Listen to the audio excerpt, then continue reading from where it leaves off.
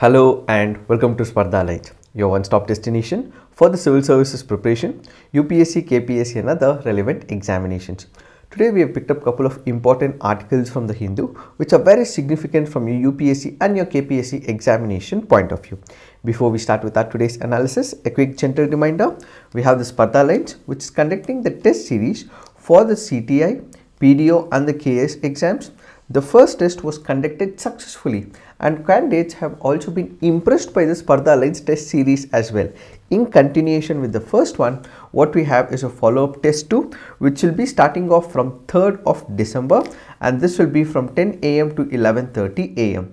This will be conducted both on the offline as well as on the online forums. And this test series will have the past year question papers. It will also prepare you for the future exams as well. So please do take this test series. Let's get started and look into the first article.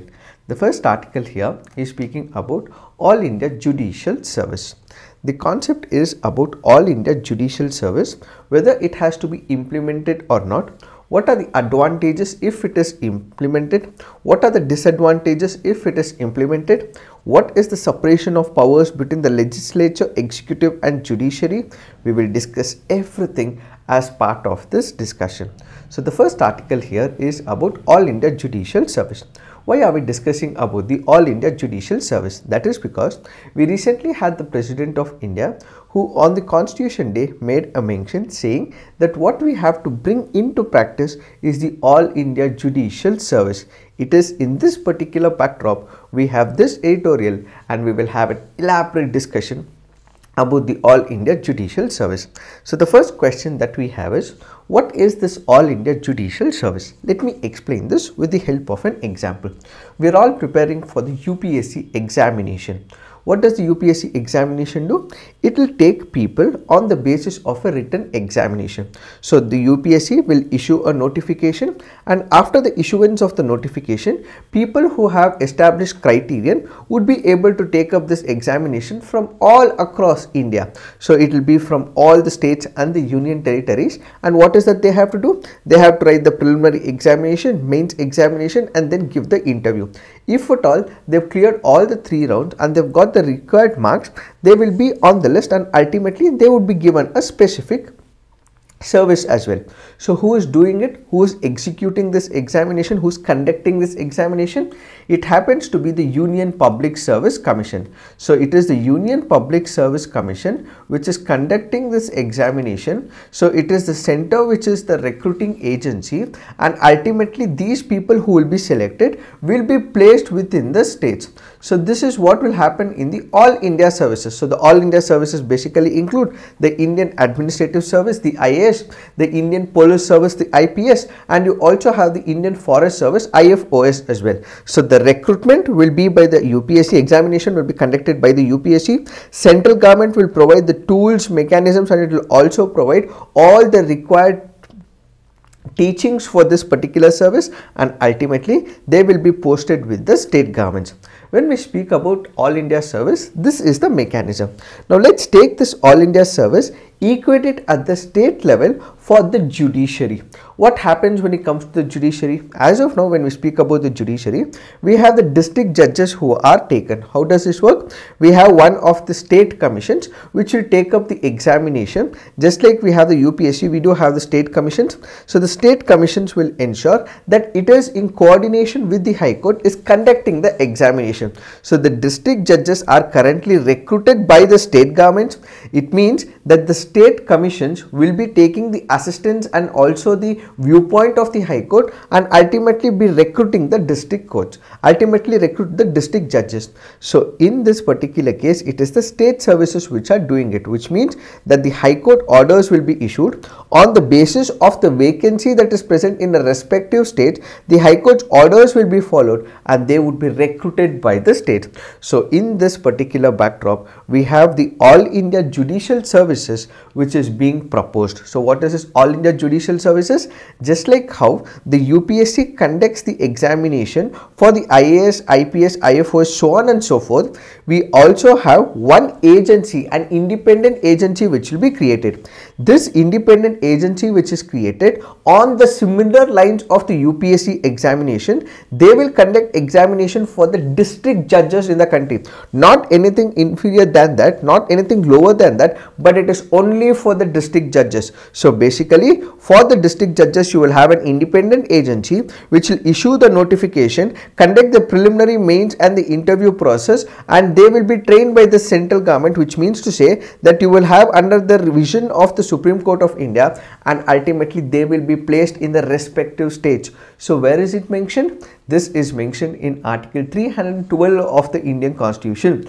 Notwithstanding anything in Chapter 6 or Part 6, if the Council of States has declared by resolution supported by not less than 2/3 of the members present and voting that it is necessary or expedient in the national interest to do so, Parliament may by law provide for the creation of one or more All India services, including an All India Judicial Service. So for the creation of the All India Judicial Service, what you require is the permission, and this permission should be taken by the Rajya Sabha. If the Rajya Sabha so decides, and if they ultimately convince the Parliament that we have to come up with the All India Judicial Service, that is when this entire premise will be taken into consideration.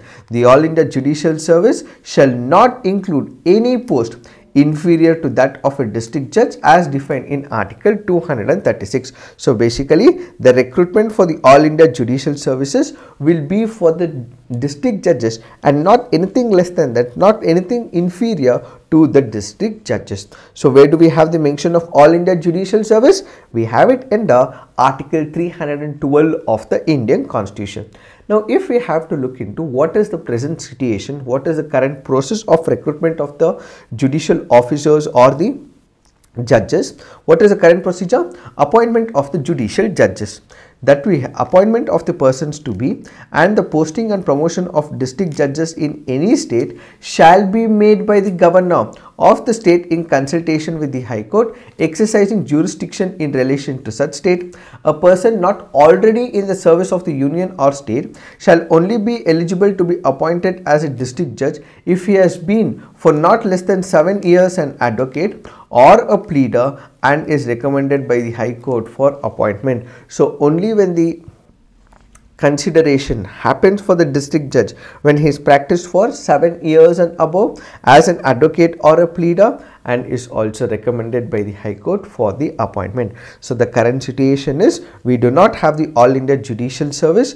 It can come into existence if the Rajya Sabha so decides and many other states so decides, and at the same time the current existing system is that we have the state commissions. The state commissions will take the viewpoint of the High Court, and on the basis of the High Court's opinion, if there are vacancies, it will ultimately conduct this district judge exams for the preliminary, mains as well as the interview process. So this is the existing system. So what is the article speaking about? So the article in the present situation says that when we speak about All India Judicial Services, we have to not implement it primarily because of its own share of criticisms. First, we have to understand when was it actually proposed? When was this All India Judicial Service proposed?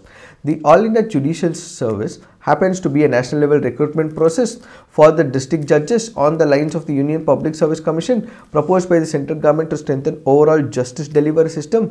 It was proposed by the Law Commission's 1958 report on reforms on judicial administration. So when was it proposed for the first time? It was proposed back in the year 1958.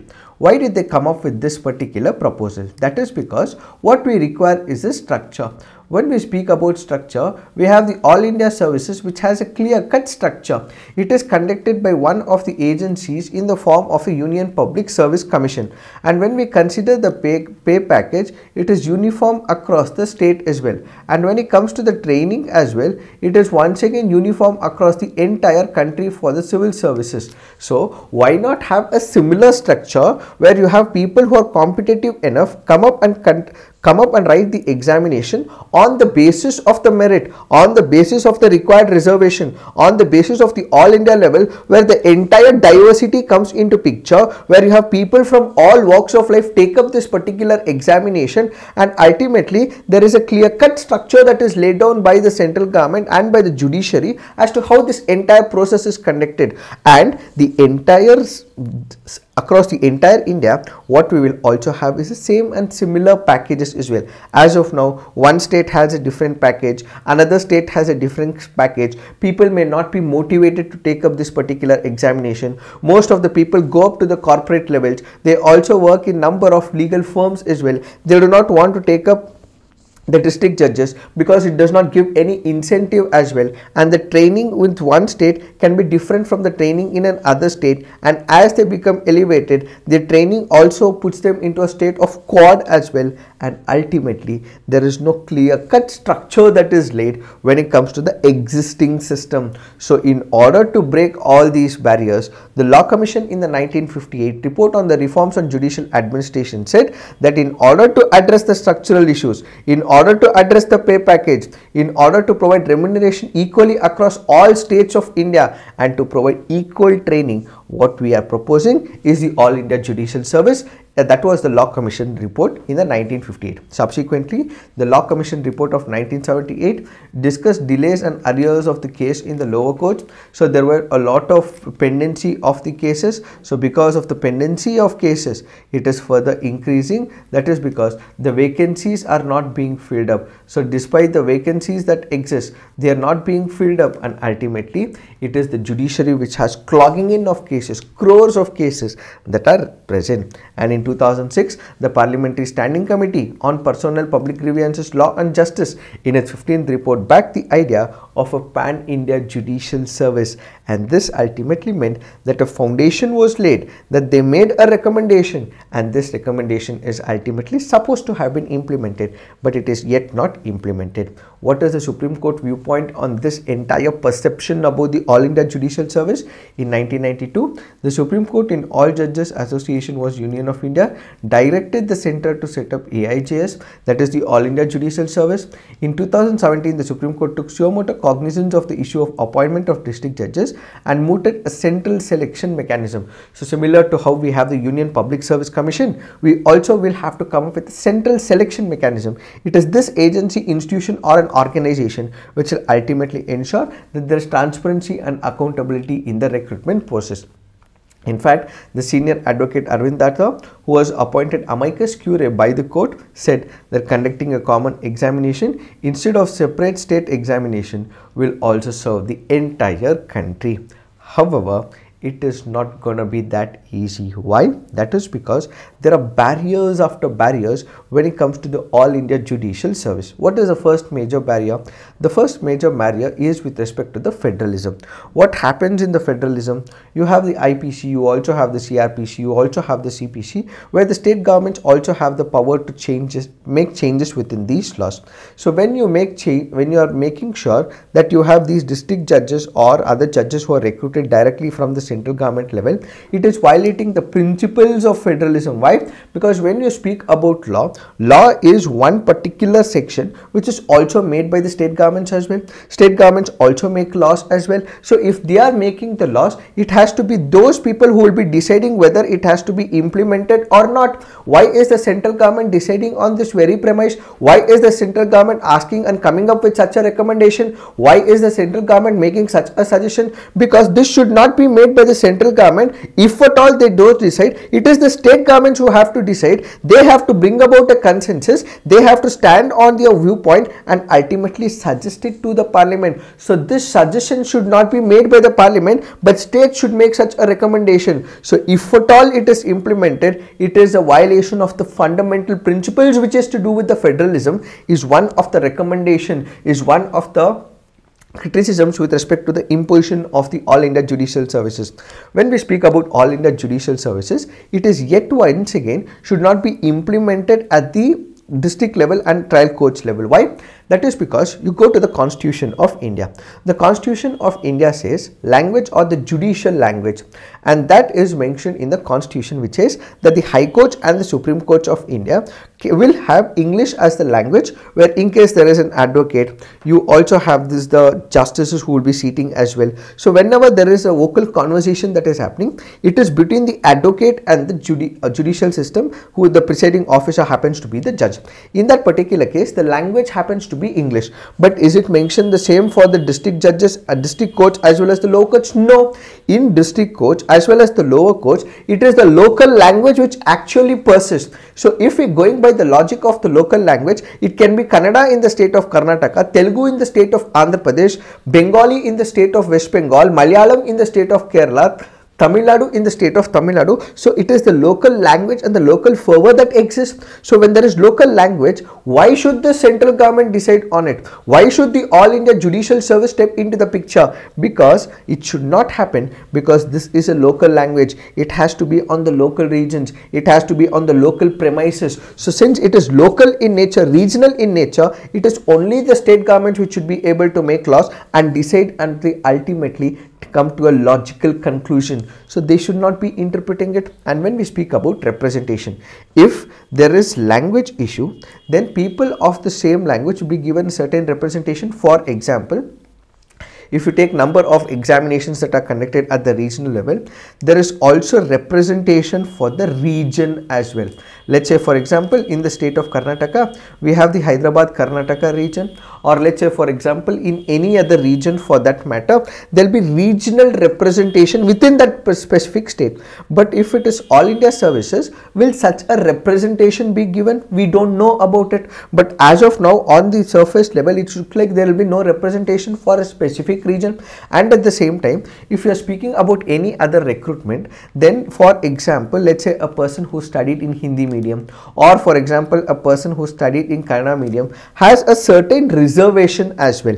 Will this reservation be given at the All India Judicial Services? No, it may not be given. And at the same time, there will be linguistic reservation that will be given. There will be more subcategorizations when it comes to the OBCs as well. So when it comes to the All India Judicial Services, if we take the UPSC example, you only have OBC as a whole, you do not have the subcategorization. But when it comes to the states, you also have the subcategorization. Let's say for example 1A, 2A, 3A, 3B, so on and so forth. So the representation on the linguistic basis, representation on the regional basis, representation on the language basis, representation on the basis of subcategorization of a caste is everything accommodated when it comes to the district levels as well as the lower judiciary. Is it the same when it comes to the All India Judicial Services? No. So it ultimately means that the representation that is being given is also not given. It is a violation of the representative concept that is currently being in existence. So we should not go by the All India Judicial Services, primarily because this entire representation is not given and is not come into existence, is not given importance at the All India level. So representation not given, so let's not go with the All India Judicial Services. Then we have separation of powers. What do we understand by separation of powers? What we have is the legislature, executive and judiciary. In India, there is no clear-cut separation between the legislature and the executive. So what we have is Article 50 of the Indian Constitution. What does Article 50 of the Indian Constitution say? Article 50 of the Indian Constitution basically speaks about the separation of powers between the executive as well as the judiciary. If the All India Judiciary examination is being conducted, let's say for example, in that particular case, this entire exercise will be undertaken by the executive. The role of the High Court in this particular case will also reduce over a period of time. Now we have the High Court which is monitoring it. If we have the All India Judicial Services, maybe the accountability factor gets reduced and the vigilant eyes of the High Court will also drop, and as a result, we should not be allowing it because there is interference of the executive within the fold of the judiciary. And unlike the civil services, judges are not assisted by the experienced lower bureaucracy in decision making when it comes to the judicial services. In, let's say for example, the executive. We also have the state services as well. We have the IAS who will be from the center. Then you also have the, let's say for example, KAS from the state of Karnataka, the Karnataka Administrative Service, so on and so forth. These people will have the local language. They will also know how it works. So there is assistance that is constantly provided, but such assistance may not be provided in the judicial level. And in fact, most of the high courts have also rejected. It is only Tripura High Court and Sikkim High Court which has accepted this recommendation of the All India Judicial Services, and most of the states have declined it. Since most of the high courts and the states have also declined, we should not be going by the logic of implementing the All India Judicial Services. Since we have all these issues that are existing, we should not be going by this particular logic, and we should not be implementing the All India Judicial Services. However, there are few recommendations, there are few advantages for the All India Judicial Service. What are these advantages and the supporting mechanism? One is it represents the diversity. India is a country of diversity. India is a country of myriad religions, languages, and also customs and prevalence as well. So what if a person from one part of the country is able to move to another part of the country, bridging the differences that exist? He will also learn a new language. He will also understand the culture and the social milieu of that particular state or the region. So with this particular practical exposure, he will have the diversity, and this will also further the bonding and the social milieu, brotherhood and the fraternity that exists in the Indian preamble. So because we have to support diversity, this will ultimately increase what is called as the presence of the judicial officers from one part to another part of the country, and ultimately both bonhomie and fraternity is supported. Added to it, this will also ease the business, ease of doing the business. How? Let me give you an example.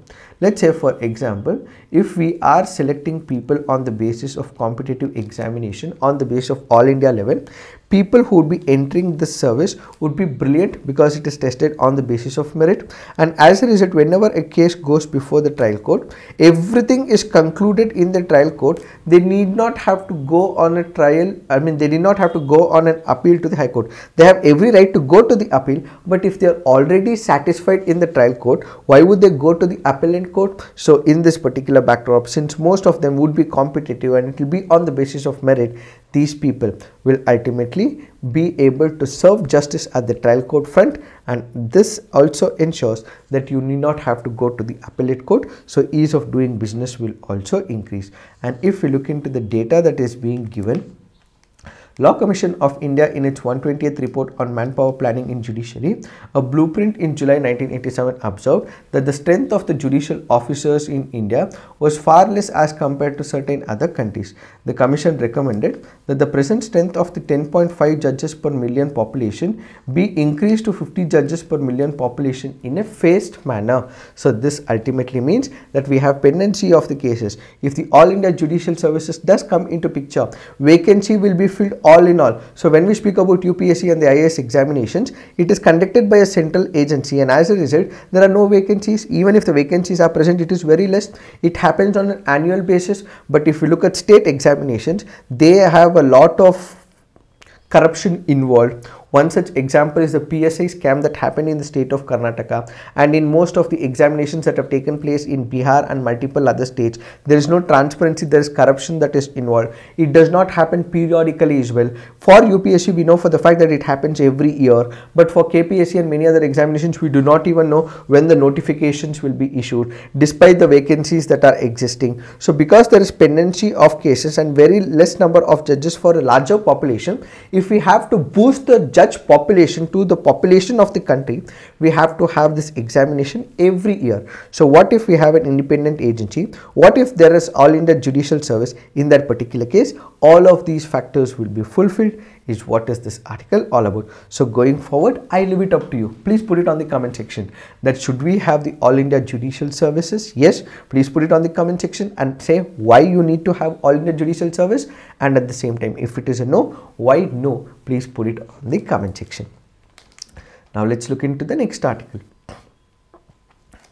This article here is speaking about maritime security in the Indian Ocean region as well as in the global south. So we have the global north, we also have the global north. So this article primarily focuses on the maritime security issues that is emanating across multiple countries in the southern hemisphere, that is the global south. So what are the measures that we may have to take is what is this article all about. When we speak about maritime security, there are two fronts that we have to look at. One is the traditional front, the other happens to be the non-traditional one. So when we speak about traditional threats, what are the traditional threats? Let's say for example there is a country. This country has threats that is emanating from another country on the basis of the military front. So if there is an issue on the basis of the military front, that is what is called as traditional one. So if there is a traditional threat, it is on the basis of threat from another military. That is what is traditional. Then what we have is a non-traditional threat. What are these non-traditional threats? It is not emanating from the military of another country, but it is emanating from somewhere else. That is what is called as the traditional and the non-traditional threats. So traditional threats is from military of another country, and if it is not the military, from some other source, that is what is called as non-traditional threats. When we speak about non-traditional threat, it can be from the natural occurrences. What do we mean by natural occurrences? Let's say for example there is tsunami, or let's say for example there is an earthquake, or let's say for example there is a volcano, or let's say for example there is coastal erosion, or for example there is a tidal surge as well. In all these cases it can also result in devastating impact on all the community members as well as population in and around that particular region. So threats that is emanating from the natural occurrences happens to be the non-traditional threats. So mind you, all these that we have mentioned here are to do with the non-traditional threats. Then we have the non-state actors. Who are the non-state actors? Let's say for example the state actors happens to be, let's say, the Navy, the Coastal Guard, so on and so forth. Then we have the non-state actors, which means it can be a terrorist or it can be the piracy agent, so on and so forth. So when these non-state actors execute a particular course of action, that is what is gonna result in the periodicity of such incidents from occurring every now and then, and that is also the non-traditional threats. Then from the illegal, unregulated and unreported fishing, so you have the fishing community from one country which goes and fishes in another area, but this particular fishing is not giving consent, they have not taken the permission, but it happens to be the illegal fishing. If there is illegal fishing, unregulated fishing, unreported fishing, this is also the non-traditional threat that is emanating from the maritime boundary. Then we also have climate change manifestations. Then we have the maritime pollution where oil can also be thrown. It can be intentional or unintentional, that can also result in maritime pollution. And drug trafficking that takes place along the coastal waters. So an example of drug trafficking case is when officials discovered and confiscated more than a 30-ton of hash oil concealed in the depth of 30 meters in the lagoon close to Diffusi Island in 2006. So these are the non-traditional threats that are emanating because of the maritime issues. So this article goes on to say that we have to bring new changes to address these non-traditional threats. So what are the concerns that the author says? There is no functioning template to fight non-traditional threats. As of now, we do have the non-traditional threats. If it is military, we are able to take upon another country and ultimately close the matter. But if it is non-traditional threats, what we do not have is a standard operating procedure. If we have a standard operating procedure, that will work. Since we do not have the standard operating procedure, that is a major problem, says the author. Sustainable developmental goals in the littorals remain unrealized as voices from littoral states in Asia, Africa and Southern Pacific are ignored by the developed countries. That is another issue. Then there is zero-sum competition among powerful nations in the Indo-Pacific, which has been detrimental to the developing world. What do we understand by this? This zero-sum game basically means in the international politics you have, let's say for an example, you have United States of America, then you also have China. So these two countries have their own share of ideologies. So other countries are also made to involved in this particular competition. So the other countries are also impacted. What is more, rising sea levels, marine pollution, climate change and natural disasters have had a disproportionate impact on the less developed states, placing them in a position of vulnerability. So it is historically the developed countries which have polluted the world. Now developing countries are trying to promote on the economic front, develop on the economic front, but they have not been able to do so, primarily because the developed countries are not providing the required assistance in the technological domain to such countries. So the developed countries have polluted the world, but they are not providing the required amount right now to the developing countries. Littoral states in Asia and Africa have unequal law enforcement capabilities and lack the security coordination required to jointly combat maritime threats. So if there is security threats along the entire border area, so if this is considered as Africa, so there is one country here, there is another country here, the piracy takes place across the entire coastal belt. So these countries will have to come together and coordinate, but they are not even coordinating, and some even resist maritime cooperation with partner countries to bid a reliance on foreign agencies. So they do not cooperate on this front as well. So lenient regulation that allow for the misuse of resources, lacks implementation of law by security agency, and harmful impact of subsidies that states offer to incentivize smaller fishermen to shift to motorized trawling are some of the concerns that are associated with this particular maritime security issue. So what is the way forward? States must instead be prepared to commit capital, resources and specialist personnel. So if there is amount that is there with the state or with the country, they have to start investing this particular amount. There has to be collaborative strategy. One country will have to start sharing the information. One country should also share the information. They should be able to improvise and share the information and agree on the regional rules-based order. Notwithstanding these positions, there is need for the cooperative security architecture. Many littoral states are reluctant to pursue concrete solutions to the challenges at sea. So what we require is collaboration and bonhomie, and also sharing of information between one country and another is what is this article all about. Now let's look into the next article. This article here is speaking about rat hole mining. What is this rat hole mining? Rat hole mining is a concept that takes place in the state of Maharashtra. Why are we discussing about it? That is because it is these rat hole miners who have been able to take out people who were under intense pressure in the tunnel. They were caught up in the tunnel, they were not able to come out, and it is the assistance of the rat hole miners who also been able to help and ultimately ensure that those people who were stuck in the tunnel in Uttarakhand are out of the tunnels. So what we have is to measure to understand what is this rat hole mining. As the very name denotes, this includes mining that is taking place in a hole. If you see this image, what you have is a hole that will be dug in, it will be caved in, it will be opened up by a person. So this hole will be so small that only a single person would be able to go. He will be able to penetrate into this area, and after he penetrates, he would be able to collect the coal and move out of this particular place. So basically a person can have a thread or they can have a rope in this on his will be tied up. He'll be allowed to dangle, he will be allowed to enter this piece, a round hole, and he would be allowed to take the coal out, and then this person comes out of this hole. So basically rat hole mining stands for a small piece of hole that is made in the land. A person enters this hole, he would be able to mine and take out the coal from this hole, and he will be able to sell it as well. Why is it called as rat hole? That is because it's a small hole that is made by a person.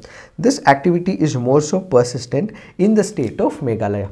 So when we speak about rat hole mining, what happens? A person, as he enters this hole, there is a possibility that this person may suffocate. So because the person starts suffocating, this person may lose out on his life as well. So there have been large number of examples where people have entered the rat holes. They have ensured that there is a particular action plan that is implemented, but yet this particular action fails, and then they happen to lose their lives as well. So after digging the pits, the miner drops down into the holes using a rope or a bamboo ladder, and this can become very hazardous, and they would not be able to ingest the oxygen, and it becomes a very suffocating environment, and ultimately they also pass away. This can also have environmental related consequences in the form of pollution, which is why we have the NGT, the National Green Tribunal, which had banned it back in the year 2014. Subsequently, the Supreme Court has also accepted it, and then you also have the government which has accepted it and has also banned rat hole mining. So now it is these rat hole miners who knew how to enter the hole and come back outside the hole who have also assisted in this tunnel excavation, and they have ensured that people are taken off from this particular tunnel. Apart from the rat hole mining, you also have two types of drilling. One is what is called as vertical drilling, the other is auger mining. In vertical drilling is done through a boring machine, digging straight down from the ground using electrical tools and equipment. And auger mining or horizontal drilling, a horizontal auger machine or a directional drill is a specialized tool designed to drill horizontal bores or create underground tunnels without disturbing the ground. These are some of the differences between the vertical drilling as well as the auger mining. It is this that we have to understand with respect to this article. Now let's look into the next article. This article says Unpacking the Dubai Climate Meeting. The other article says Time for Action. So these two articles will be taken up together.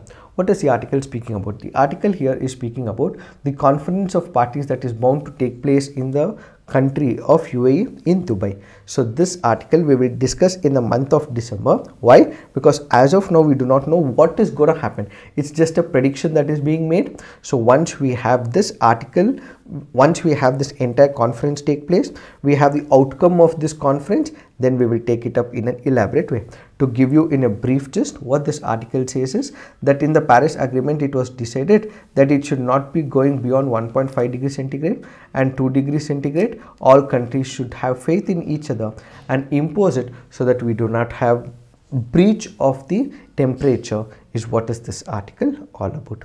It is this that we have to understand with respect to this article. If you are liking our initiatives, please do hit on the like button, subscribe to our YouTube channel, and also share it with your fellow aspirants as well. So this is it for today. Thank you for watching. All the best.